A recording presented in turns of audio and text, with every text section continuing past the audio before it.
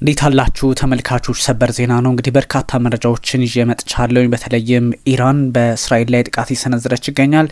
ቴልአቪቭ በጣም አስፈሪ በሚባል ደረጃ እጅግ አስቸጋሪ የሚባል እሳት የነደደባት ነው ለማለት የሚያስደፍር ጥቃት እየተመለከትን ነውና እጅጉን ውስብስብ የሆነው ጥቃት የባሊስቲክ ሚሳይል ጥቃት ጭምር ነው ኢራን በእስራኤል ላይ እየፈጸመች ያለው። ይሄ እንግዲህ እስራኤል በኢራን ላይ በፈጸመችው ጥቃት አጸፋዊ ምላሽ ለመስጠት እነ አያቶላ አሊ ሀምኒ በትዕዛዛቸው አማካኝነት እያስፈጸሙት እንደሆነ ተነግሯል።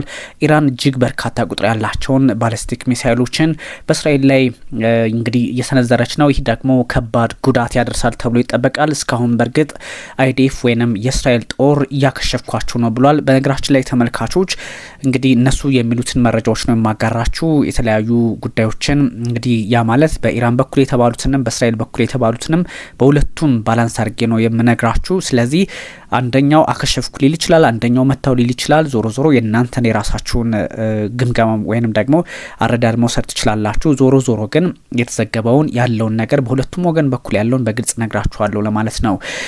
ባሊስቲክ ሚሳይሎች ናቸው እንግዲህ በእስራኤል ላይ እየተፈጸሙ ያሉት። እነዚህ በጣም አስፈሪ የሚባሉ ሚሳይሎች በቴልአቪቭ በኢየሩሳሌም አካባቢ እየወደቁ ነውና መሬት ላይ ሲያርፉም በሚታይበት አጋጣሚ እጅግ አስፈሪ የሆነውን ትዕይንት እየተመለከትን ነው።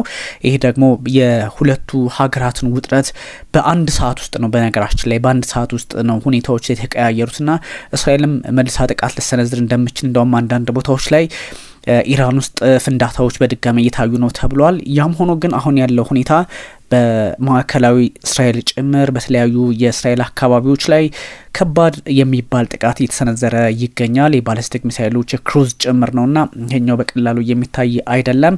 የአሜሪካው ፕሬዚዳንት ዶናልድ ትራምፕም እንግዲህ ኢራንን እያስጠነቀቁ ይገኛል። ኢራንን የሚያስጠነቅቁበት ምክንያት ምንድነው?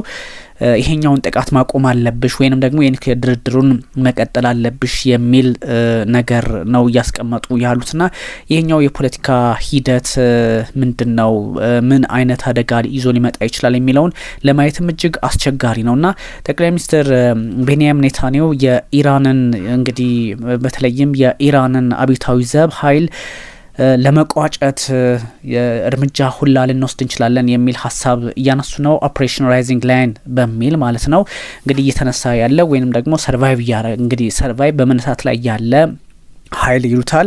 በእርግጥ እነዚህ ኦፕሬሽን ራይዚንግ ላይን ማለት እንግዲህ በመካከለኛው ምስራቅ ድንበር ዘለል ጥቃት የመሰንዘር አጋጣሚዎችን በኢራን ላይ ጥቃት የመሰንዘር አካሄድ ነውና ከዛ አንጻር አብሮ የሚታይ መሆኑን በግልጽ ያስቀመጠ ነው። ግን አሁን ያለው ነገር ቴልአቪቭ በጣም በሚያስፈራ ሁኔታ እንግዲህ አስቸጋሪ የሚባሉ ምስሎችን እየተመለከትን ነውና ምናልባት ይሄኛው ውጥረት በአንድ ሰዓት ውስጥ ነው ቀደም ሲል እንደነገርኳችሁ ሁኔታዎች ሁሉ ተቀያይረው አስቸጋሪውን ጉዳይ የፈጠረውና ይሄኛውን የፖለቲካ አካሄድ በምን መንገድ ነው መፍታት የሚችሉት የሚባለው አስቸጋሪ ነው። 2-3 የሚሳኤል ማዕበል ወይም ዌቭስ ነው እንግዲህ በቴልአቪቭ በኢየሩሳሌም በማዕከላዊ እስራኤል በሰሜናዊ እስራኤል አካባቢ እንደውም ሀይፋ በሚባለው በኢላት በኩል ጥቃቶች ተሰንዝረዋል። ጠዋት ላይ ኢራን ወዲያውኑ ነበረ የ100 ሰው አልባ አውሮፕላኖችን ወይም ድራኖችን በእስራኤል ላይ እየሰነዘረችው። አሁን ደግሞ ባሊስቲክ ሚሳይሎችን ነው እየሰነዘረች ያለችው። ይሄ እጅግ አስቸጋሪ ነውና ቢያንስ 5 ሰዎች በቴልአቪቭ አካባቢ መጎዳታቸውም እየተነገረ ይገኛል። የአምቡላንስ አገልግሎቱም ይሄን አረጋግጧል። እነዚህ እንግዲህ ከፍና ዝቅ ያሉ የፖለቲካ ሂደቶች ዋጋ እንደሚያስከፍሉ ይታወቅ ነበርና አሁን እንግዲህ 5 ሰዎች መጎዳታቸውን በዚህ አጋጣሚ ያየን ስለሆነ አንዳንዶቹ በቀላሉ አንዳንዶቹ ከበድ ያለ ጉዳት እንደደረሰባቸውም እየተነገረ ይገኛል። ኢራንም አረጋግጣለች። የባሊስቲክ ሚሳይል ጥቃት በእስራኤል ላይ መፈጸሟን አረጋግጣለች። የእስላማዊት ሪፐብሊክ ኢራን አብዮታዊ ዘብ ኃይል እንግዲህ ጥቃቱን እንደሰነዘረ እሱም አረጋግጧል። በርካታ ኢላማዎችን የወታደራዊ ማዕከላትን እንዲሁም የኤርቤዝ የሚባሉትን የአየር ኃይሉን ሰፈሮች ሁሉ መትቻለው የሚል ሀሳብ እየሰጠ ይገኛል። እንግዲህ በተለያዩ ቋንቋዎች ከኢራን ቋንቋ በተቀየረው አማካኝነት ትሩ ፕሮሚስ 3 ወይም የእውነት ቃል 3 እየፈጸምኩ ነው ብሏል። ከዚህ በፊት እንግዲህ በእስራኤል ላይ 2 ጥቃቶች ሰንዝራ ስለነበር እስራኤል ያ ማለት ኢራን ትሩ ፕሮሚስ 1 ትሩ ፕሮሚስ 2 ተፈጽሞ ነበረ። የእውነት ቃል 1-2 ማለት ነው። ይሄኛው ደግሞ ትሩ ፕሮሚስ 3 ወይንም የእውነት ቃል 3 ነው ማለት ነው እየተፈጸመ ነው የሚለውን ሀሳብ ለማስቀመጥ ነው። በቴልአቪቭ አካባቢ እጅግ አስፈሪ የሚባል ድምጽ እየተሰማ ነው። ከዛም ባሻገር ደግሞ ሰዎች ወደ ሸልተር ወደ መጠለያ እንዲገቡ ተደርገዋል። ይሄኛው ግን እስከምን ሊቀጥል ይችላል የሚል ሀሳብ እየወጣ ነው። የእስራኤል መከላከያ ፎርስ ወይም ኃይል አይዲኤፍ ጥቃቱ አሁንም እየቀጠለ እንደሆነ የማያባራ የሆነ እንደሆነ በግልጽ አስቀምጧል። የኢራን ጥቃትን በቀላሉ የሚቆም እየመሰለ አይደለም። በአያቶላ አሊ ሀመኒ ትዕዛዝ አማካኝነት እየተፈጸመ ያለው ነውና አሁንም ቀጥሏል ነው እንግዲህ እየተባለ ያለውና ይሄኛውን የፖለቲካ አካሄድ እንዴት መፍትሄ ማምጣት ይቻላል የሚለው አስቸጋሪ ቢሆንም ግን እነዚህ ጥቃቶች ወዴት ሊወስዱ ይችላሉ? ምን ያህል ሰዎች ህይወታቸውን ሊያጡ ይችላሉ? እስራኤልስ እንዲሁ እጇን አጣጥፋ ትቀመጣለች የሚለውን መረጃ ለመጋራት በጣም አስቸጋሪ ነውና በጣም ከባድ የሚባል እሳት ጭስ ነገሮችን እየተመለከትን ነው። እጅግ አስቸጋሪ ነውና ይሄኛው የሚሳኤል ጥቃት በጣም አስቸጋሪ ከመሆኑም ባሻገር እንዴት ነው ትዋርት የሚደረገው ወይም ደግሞ ማክሸፍ የሚቻለው የሚባለውም ጥያቄ ውስጥ የሚገባ ነው። የእስራኤል መከላከያ እንግዲህ ኤር ዲፌንስ ሲስተምስ የሚባሉት አይረን ዶም፣ አይረን ቢም፣ አሮ 2 አሮ 2 የዴቪድ ስሊንግ የሚባለው የዴቪድ ወይም የዳዊት ወንጭፍ የሚባሉት ሁሉ አሉ። የአሜሪካው ተአድም እንዲሁ የአየር መከላከያ ስርዓቶች አሉ። እነሱን እያለፈ ነው እንግዲህ በእስራኤል ላይ ጥቃቱ እያረፈ የሚገኘው በዋና ከተማ ቴልአቪቭም እንዲሁም በኢየሩሳሌም ላይ ማለት ነው። እነዚህ ውጥረቶች መልካቸውን እንደሚቀይሩ በግልጽ ያሳያልና እስራኤል ሙሉ በሙሉ የኢስፋሃን የኢንፍራስትራክቸርን ወይም ደግሞ መሰረተ ልማቱን የዩራኒየሙን መትቻለውኝ ወይም አውድም ያለው እያለች ይገኛል። ከዛም ባሻገር የኢራኑ ሁለንተናዊ መሪ ስትሮንግ አክሽን አጌንስት እስራኤል መወሰድ እንዳለበት ከዚህ በፊት ሀሳብ ሰጥተው ነበረ። ያን እያደረጉ እንደሚገኙም ተነግሯል። እና ይሄን ጉዳይ እጅግ ውስብስብ ነው እና ተመልካቾቻችን በጣም የዓለማችንን ፖለቲካ ተካሮ በጣም አስፈሪ የሚባል ደረጃ ላይ እንዳይደርስ አስባችሁታል? ኢራን በእርግጥም ኒውክሌር ታጥቃ ከሆነ የማታስወነጭፍበት አንዳች ምክንያት የለም እና ይሄ እጅግ አስቸጋሪ የጊዜው መካረር ነው። ከዚህም ባሻገር በመላ እስራኤል የአደጋ ጊዜ ወይንም ደግሞ አደጋ ሲመጣ ድምጽ ሰጪ ደውሎች ሳይረን በመላ እስራኤል እያሰሙ ይገኛልና ይሄኛው እጅግ አስቸጋሪ ሆኗል ማለት ነው። አሁን በድጋሚ ደግሞ አሁን የወጣ መረጃ ነው። የእስራኤሉ ጠቅላይ ሚኒስትር ቤንያሚን ኔታንያሁ ማስጠንቀቂያ ሰጡ። ማስጠንቀቂያ የሰጡት ምንድነው? ከዚህ በኋላ እንግዲህ ድጋሚ ሌላ አይነት ጥቃት ልንሰነዝር እንችላለን የሚል ሀሳብ ሰጥተዋል። ምክንያቱም ከኢራን በኩል ያለው ጥቃት የሚቆም ሆኖ ባለመገኘቱ ማለት ነው። እና እነዚህ አይነት ነገሮች ምንድነው ሊሆን ይችላል ማለት ነው። እና ላለፉት 24 ሰዓታት እንደሆነ ሁሉ ጠቅላይ ሚኒስትር ቤንያሚን ኔታንያሁ አሁን ደግሞ ከባድ የተባለ ጥቃት ሊሰነዝሩ እንደሚችሉ ግልጽ ሆኗል። ሜቢ አያቶላ አሊ ሀመኒ እዚህ ላይ አስቸጋሪ ሁኔታ ውስጥ ሊገቡ እንደሚችሉ እየተነገረ ይገኛል። ውስብስብ ነው። ራሳቸው አያቶላ አሊ ሀመኒ ብቻ አይደሉም ጥቃት ሊሰነዘርባቸው የሚችሉት።